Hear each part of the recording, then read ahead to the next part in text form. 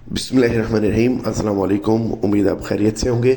जैसा कि कुछ अर्सा से बातें चल रही थी कि जी प्रॉपर्टी के अंदर जो है ना टैक्सेशन के अंदर रिलीफ दिया जा रहा है और गवर्नमेंट ने एक पैकेज भी तैयार किया था, लेकिन फिर आईएमएफ ने उसको अप्रूव नहीं किया था।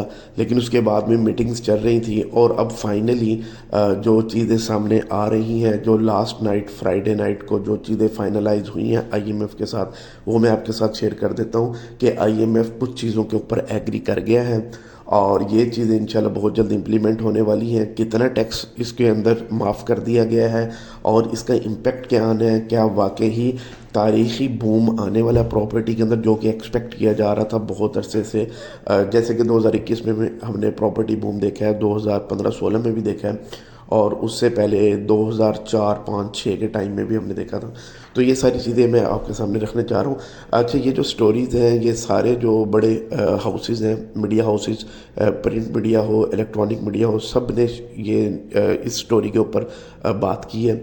अच्छा जी, मैं आपको बताता हूँ कि जो एफबीआर का विद होल्डिंग टैक्स था, एडवांस इनकम टैक्स, जो कि 3% से ऑनवर्ड लग रहा था, तो उसके अंदर 2% की जो रिलैक्सेशन है वो आईएमएफ एग्री कर गया और ये सिर्फ जो परचेज़र है, जो ख़रीदार है, उसके ऊपर इम्प्लीमेंट होगा।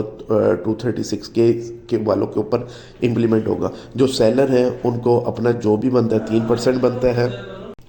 सेलर के अंदर इसके लिए इसमें कोई छूट नहीं है, उनको वही अपना टैक्स पे करना पड़ेगा। लेकिन जो परचेज़र हैं उनके लिए रिलैक्सेशन है कि अगर उन पर 3% लग रहा था तो वो अब से 1% देंगे। और ये एफबीआर का जो एडवांस इनकम टैक्स होता है, ये जो एफबीआर की एवेल्यूएशन रेट लिस्ट होती है उसके मुताबिक होता है। मिसाल के तौर पे एफबीआर की एवेल्यूएशन रेट की लिस्ट के मुताबिक एक इलाके में एक प्रॉपर्टी की वैल्यू 1 करोड़ रुपये है। अब उस पर पहले 3% के हिसाब से 3 लाख टैक्स लग रहा था, तो अब वो 2 लाख की छूट हो जाएगी, 1 लाख रुपया टैक्स उस पर इम्प्लीमेंट होगा।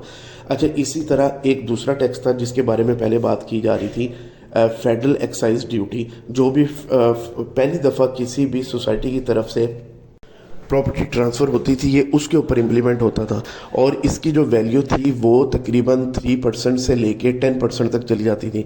तो पहले ये बात हो रही थी कि ये बिल्कुल ही ख़त्म कर दिया जाए, क्योंकि ये एक बहुत बड़ा टैक्स है। जो भी नई सोसाइटी होती है और पहली दफ़ा किसी को ओपन फॉर्म वगैरह दिया जाता है तो उस पर फेडरल एक्साइज ड्यूटी लग जाती है और कमर्शियल प्लॉट्स के ऊपर ये वैल्यू बहुत ज़्यादा है। तो अपर वैल्यू जो इसकी है 10%, तो उन्होंने इसके अंदर स्लाइड चेंज किया है परचेज़र के लिए।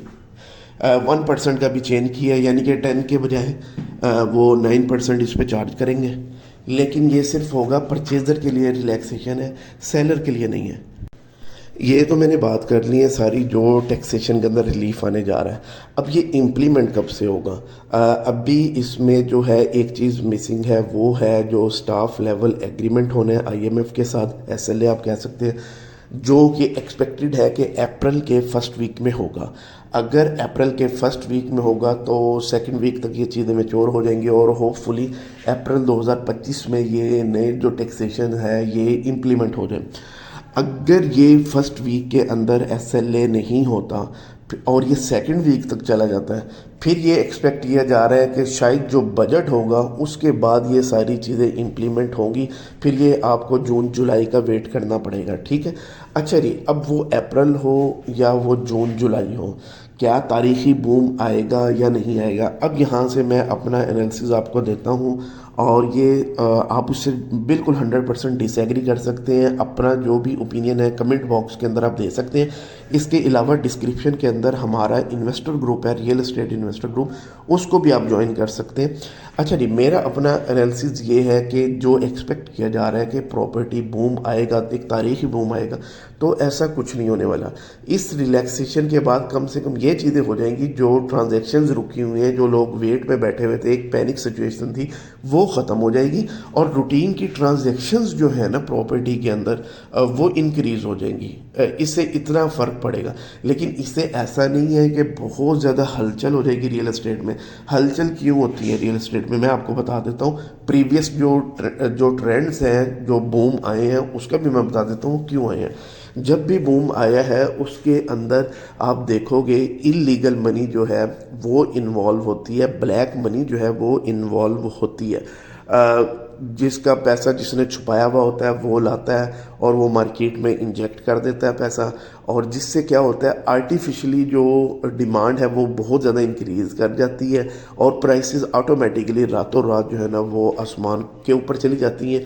تو یہ سارا ہوتا تھا انلیگل منی یا جو کرپشن کا پیسہ کہہ لو یا بلیک منی آپ کہہ لو وہ انجیکٹ۔ لیکن پچھلے 2-2.5 سال سے گورنمنٹ نے بڑے سٹیپس لیے ہیں، اور پیچھے جو تھا وہ آئی ایم ایف وغیرہ فیٹف تھا، آئی ایم ایف تھا، اور ان کے بعد کیا ہوا ہے کہ جو نان فائلرز ہیں یا جس کے سورس آف انکم کا نہیں پتہ ان کے اوپر بہت زیادہ کنڈیشنز لگا دی گئی ہیں، اسٹرکنس ہے۔ اور پراپرٹی کی بات کریں تو یعنی کہ نان فائلر کے لیے تو امپاسبل کر دیا پراپرٹی لینا، اور جبکہ ابھی کچھ دن پہلے جو آئی ایم ایف سے بات چیت ہو رہی تھی اس میں جو پیکیج تیار کیا گیا تھا وہ یہی تھا کہ نان فائلر کو اجازت دے دی جائے کہ وہ پراپرٹی بائی کر سکتا ہے۔ تو یہ ایک قسم کی ایمنیسٹی تھی نان فائلر کے لیے کہ آپ سے سورس آف انکم نہیں پوچھا جائے گا، آپ پراپرٹی میں انویسٹ کر دیں۔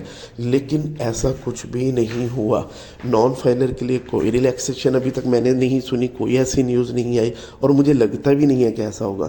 جب ایسا نہیں ہوگا تو وہ منی جس کا سورس آف انکم نہیں پتا تو وہ پراپرٹی میں نہیں آئے گی۔ جب وہ نہیں آئے گی تو اس طرح کی آرٹیفیشل ڈیمانڈ یا ڈیمانڈ جو ہے نا وہ جنریٹ پراپرٹی میں اس طرح نہیں ہوگی، اور جب نہیں ہوگی تو پرائسز اس طرح اوپر نہیں جائیں گی۔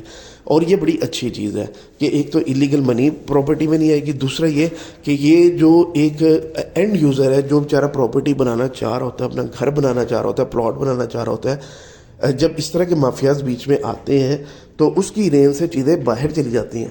اور یہ میرا خیال ہے کہ بڑی اچھی چیز ہے کہ ایک فیئر گیم ہونی چاہیے، ہر بندے کو موقع ملنا چاہیے کہ وہ اپنی استطاعت کے مطابق پراپرٹی بائی کر سکے۔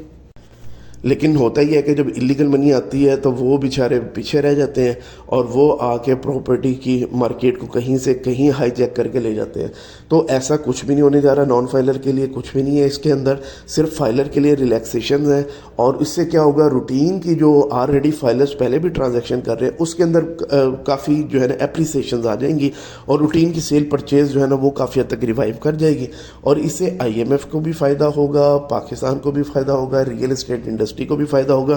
ابھی ایک چیز جو تھی جو گورنمنٹ اس کے اوپر ورکنگ بھی کر رہی تھی، کنسٹرکشن پیکیج، ابھی تک وہ اناؤنس نہیں ہوا، اور ہوپ فلی مجھے لگتا ہے کہ بجٹ سے پہلے اس کے اوپر بھی کافی ورکنگ ہو جائے گی، کیونکہ گورنمنٹ کا جو فوکس ہے وہ پلاٹس یا فائلز نہیں ہے، ان کا فوکس ہے کنسٹرکشن انڈسٹری کو اٹھانا۔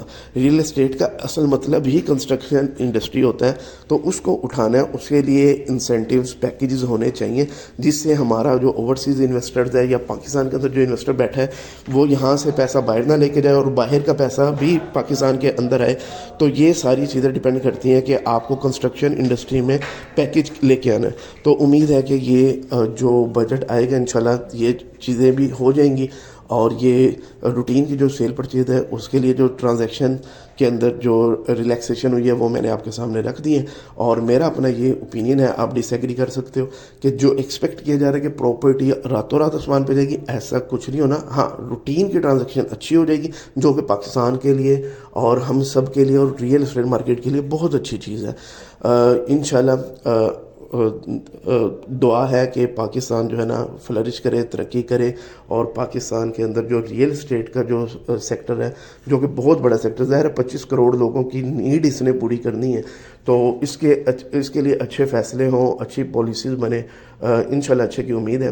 کمنٹ کر کے لازمی بتائیے گا۔ باقی انویسٹر گروپ کا لنک آ رہا ہے ڈسکرپشن کے اندر، اس کو لازمی جوائن کیجیے گا۔ تھینک یو ویری مچ، السلام علیکم۔